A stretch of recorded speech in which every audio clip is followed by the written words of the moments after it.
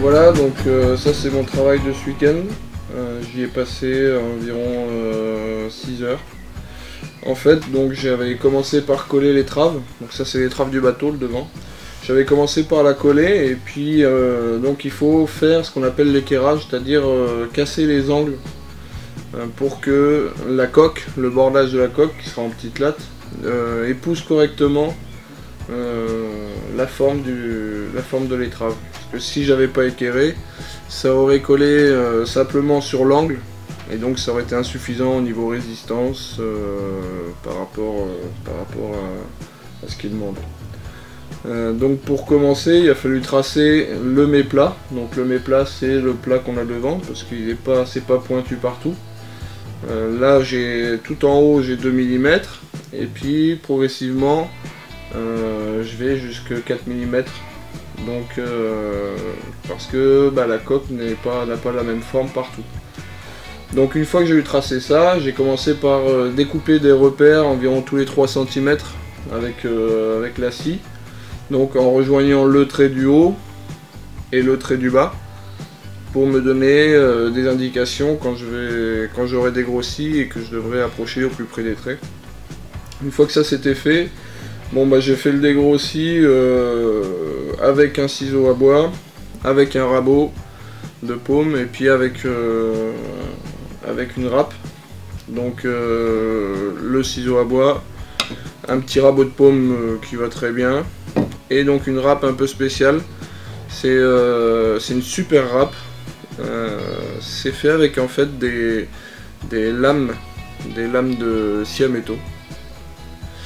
Et donc ça retire énormément de matière et en plus ça s'encrasse pas, c'est vraiment un très bon outil. Donc une fois que j'avais approché au plus près, j'ai repris à nouveau le ciseau à bois pour ramener une forme bien lisse et puis bien homogène. Et donc j'ai fini par passer un petit coup de ponçage. Mais je me demande si j'ai pas été un petit peu vite pour équerrer les faces parce que en fait il y a une pièce à faire à nouveau sur l'étrave qui sera la contre-étrave. Il faut la faire maintenant avant que ce soit monté sur le bateau parce que c'est une pièce en lamellé-collé et donc je me sers de la forme de l'étrave pour faire le moule de la pièce en lamellé-collé. C'est-à-dire qu'en fait je vais préparer mes lamelles et je vais les serrer partout contre l'étrave quand je la collerai pour que la forme s'épouse très bien l'une sur l'autre. Voilà, donc vu que j'ai plus beaucoup de surface de plat, je me demande si je vais pas être embêté. Bon de toute façon maintenant c'est fait, j'ai plus trop le choix. Donc on verra bien quand on en sera à cette étape là.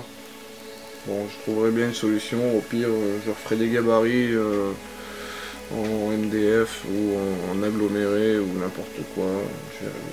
Bon, ce serait dommage parce que c'est du boulot double, mais bon.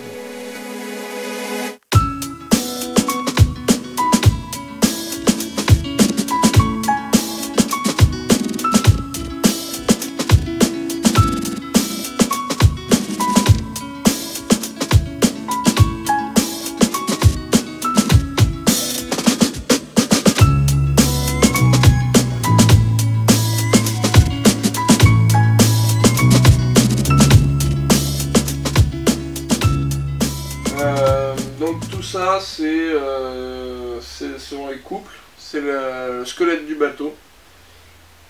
Donc je me suis occupé de tout tracer, j'ai tout tracé à partir des plans. La moindre découpe, tout est indiqué sur les plans. J'aurais pu passer beaucoup moins de temps là-dessus en achetant les calques de chez l'architecte qui vend aussi dans les kits.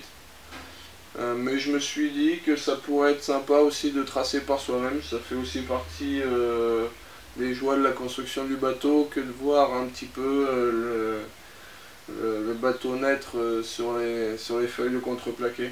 Donc ça a pris pas mal de temps, c'est assez fastidieux mais c'était chouette, c'était vraiment une chouette aventure.